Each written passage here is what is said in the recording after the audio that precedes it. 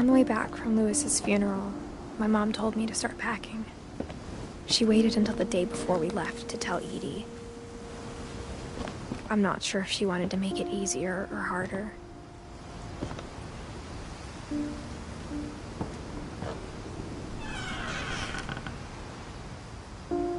I wish we'd stayed. But I understand why we left.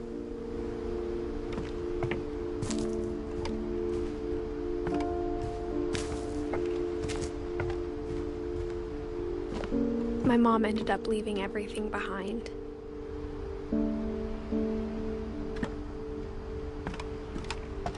What happened that night had been coming for a long time.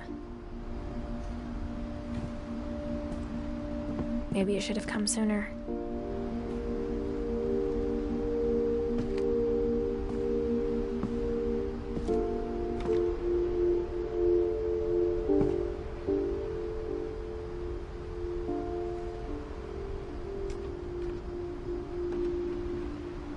But it had to end one way or another. All that's left now is to tell you about that last night.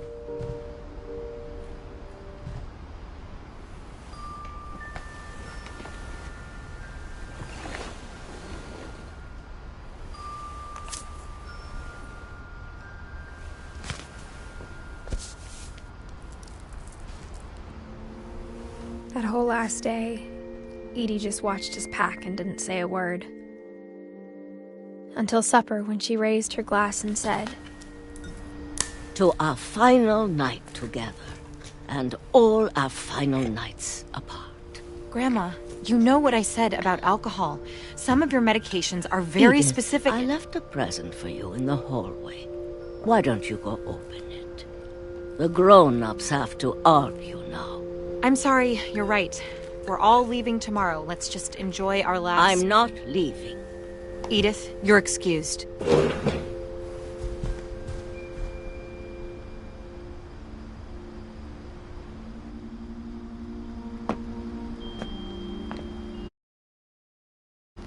the power had been shut off that morning, but Edie always had plenty of candles.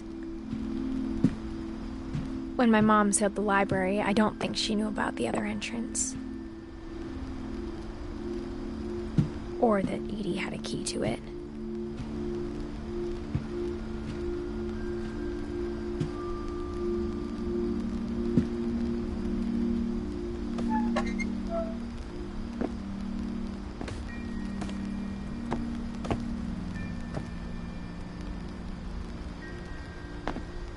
That thing you're afraid of isn't going to end when you leave the house.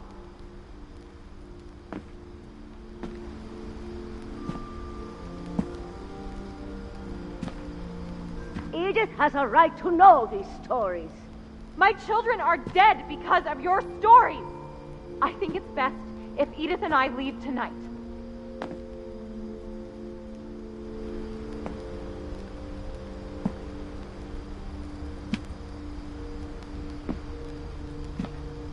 We'll have the nursing home send a van for you in the morning, okay?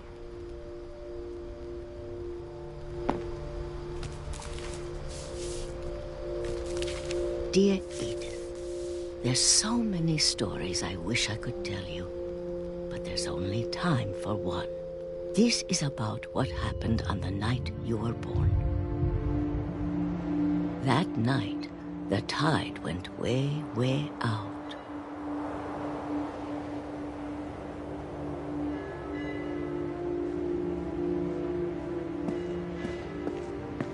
It was the first and last time I ever saw the old house aground. There'd been an earthquake out in the middle of the ocean. They called it the lowest tide in 1,000 years. God, it smelled awful. You know, I've seen that house every day of my life.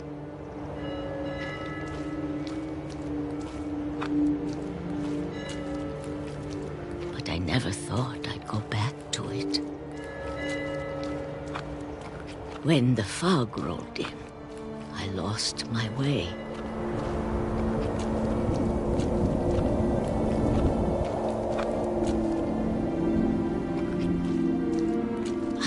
turned around.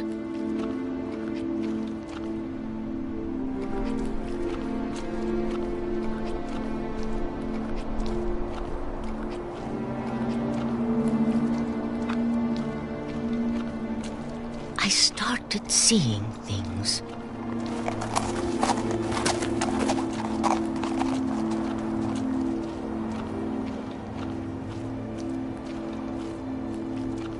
Things I'd forgotten had ever existed.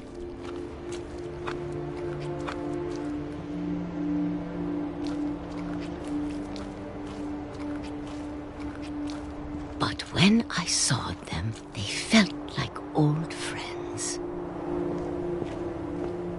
That night, a lot of things came back to me.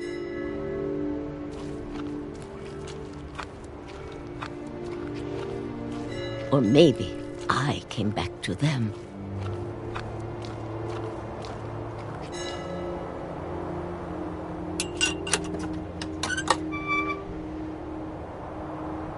Things I can't explain, but that I need you to try and... Edith, what are you doing in here? It's mine. Edith! Mom, you're gonna rip it! Let go! I kicked and screamed, but Mom dragged me to the car.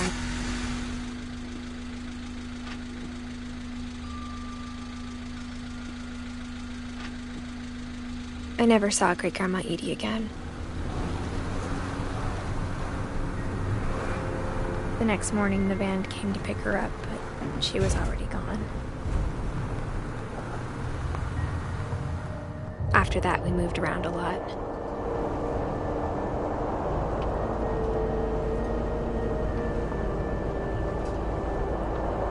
We both tried to make the best of it.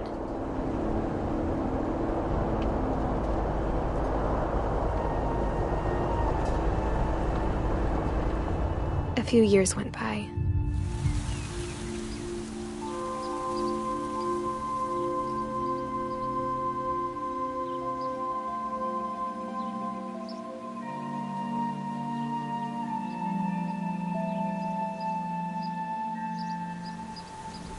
My mom didn't like to talk about it.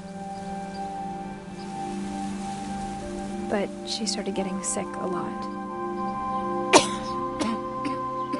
The rest happened pretty quickly.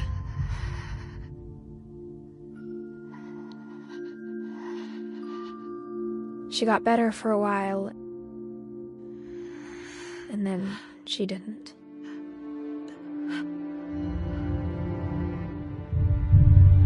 And then I was alone.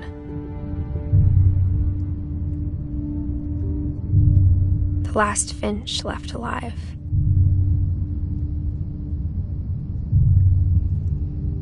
Until I found out about you. I'm still not sure what to tell you about all this. If we lived forever, maybe we'd have time to understand things. But as it is, I think the best we can do is try to open our eyes and appreciate how strange and brief all of this is. This journal was supposed to be for you. But now I hope you'll never see it. I just want to meet you and tell you all these stories myself.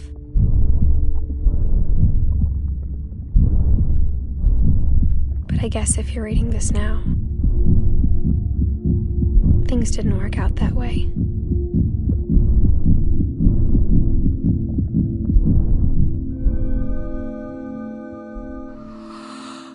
This is where your story begins. I'm sorry I won't be there to see it. It's a lot to ask, but I don't want you to be sad that I'm gone. I want you to be amazed that any of us ever had a chance to be here at all. Good luck.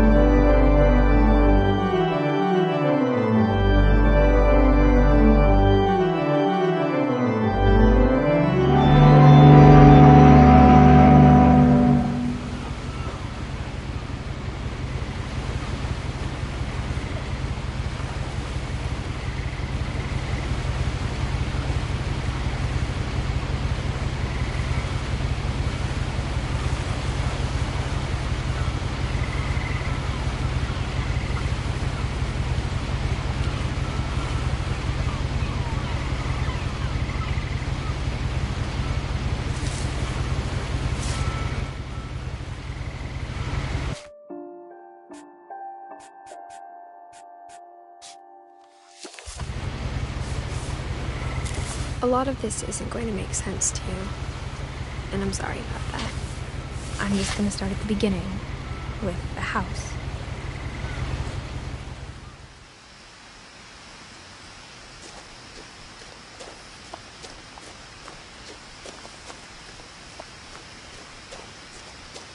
I lived here until I was 11, but I wasn't allowed inside half the room.